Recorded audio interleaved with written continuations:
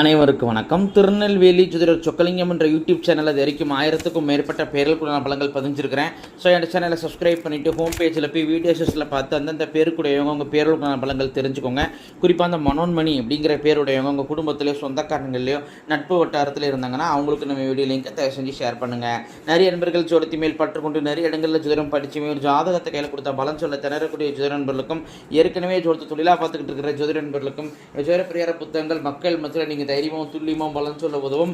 ஜோதிட பிரியார புத்தகங்கள் லிஸ்ட்டை பெற ஸ்க்ரீனில் ஸ்க்ரோல் ஆகக்கூடிய டெலிகிராம் நம்பருக்கு மெசேஜ் பண்ணிங்க அப்படின்னா என்னுடைய புத்தகங்களுடைய லிஸ்ட்டில் விளக்கங்கள் தரேன். பார்த்துட்டு தேவையான புத்தகங்கள் வாங்கிக்கலாம். அஸ்ட்ராலஜிக்கல் கன்சல்டேஷன், ஜாதகம் பார்க்க, ஜாதகம் எழுத, பிறந்த குழந்தைகள் கருத்து பேர் கூட்ட, திருமண பொருத்தம் துல்லியமாக பார்க்க, குலதெய்வம் அறியாதவங்க குலதெய்வம் அறிய, அஸ்ட்ரோ நியூமராலஜி ஜாதகமே இல்லாதவங்களுக்கு பலன் சொல்ல போன்ற அஸ்ட்ராலஜிக்கல் கன்சல்டேஷனுக்கு தாராளமாக நீங்கள் நினைக்கலாம்.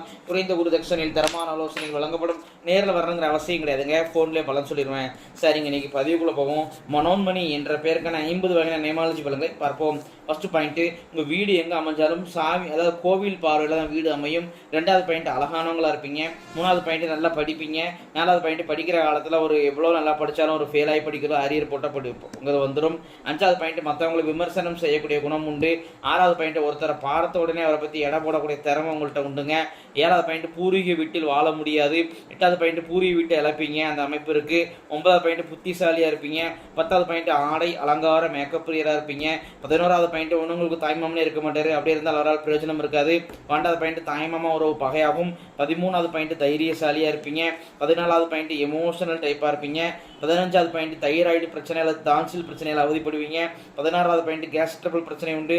17வது பாயிண்ட், உங்களுக்கு தாய்மாமனே இருக்க மாட்டாரு, அப்படியே இருந்தால் அவரால் பிரயோஜனம் இருக்காது. 18வது பாயிண்ட், ஸ்கின் அலர்ஜி பிரச்சனை உண்டு.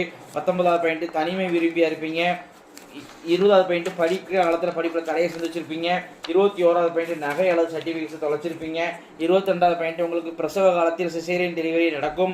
23வது பாயிண்ட், என்னடா வாழ்க்கை சரி தற்கொலை பண்ணிக்கலாமா அப்படிங்கிற ஒரு சிலவை தற்கொலை முயற்சி பண்ணியிருப்பீங்க. எக்காரணத்தை கொண்டு நெகட்டிவ் தாட் வளர்த்துக்கிடக்கூடாது. 24வது பாயிண்ட், உங்களுக்கு எதிர்க்கவங்களுக்கு கண்ணு முன்னாடியே தண்டனை கிடைக்கும். 25வது பாயிண்ட், நடக்க போகிறதுல முன்னக்கூட்டி யூகிக்கக்கூடிய இன்ஸ்டிடியூஷன் பவர் உள்ளுணர்வு உங்கள்கிட்ட உண்டுங்க. 26வது பாயிண்ட், தாய்மாமா உறவு பகையாகும். 27வது பாயிண்ட், மாமனுடன் கருத்து வேறுபாடு உண்டு. 28வது பாயிண்ட், சித்தப்பாவுடன் கருத்து வேறுபாடு உண்டு. 29வது பாயிண்ட், ஜோதிடம் ஆன்மீகம் இதெல்லாம் ஆர்வம் ஈடுபாடு அதிகமாக இருக்கும். 30வது பாயிண்ட், உங்கள் திறமை அவங்க செயல்பட்டால் முன்னேற்றம் அடைவீங்க. 31வது பாயிண்ட், வேறு மதம் வேறு ஜாதி ஃப்ரெண்ட்ஸ் தான் உங்களுக்கு அதிகமாக உதவுவாங்க. 32வது பாயிண்ட், வெஹிக்கிள் அடிக்கடி ரிப்பேர் ஆகும். 33வது பாயிண்ட், அப்பாவளி உறவுகள் வெறுப்பீங்க. 34வது பாயிண்ட், அப்பாவளி சொந்தக்காரங்களாம் எந்த பிரயோஜனம் இருக்காது.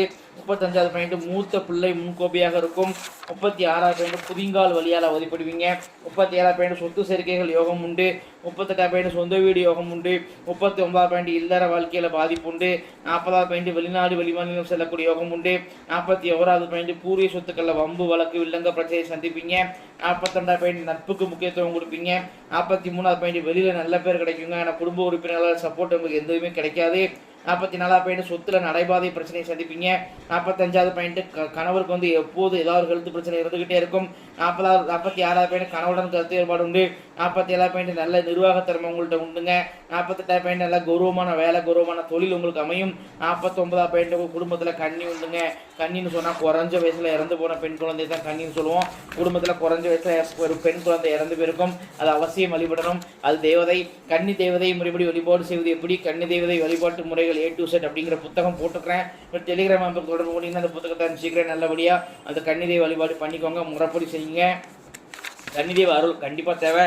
50வது பாயிண்ட், உங்களுடைய ஆத்மார்த்தமான தெய்வம் முன் ஜென்மத்தில் நீங்கள் வேண்டி விரும்பி வழிபட்ட தெய்வம் இந்த ஜென்மத்தை அர்பாலிக்கு நிற்கிது யார் அப்படின்னு கேட்டிங்கன்னா முருகப்பெருமான் தாங்க.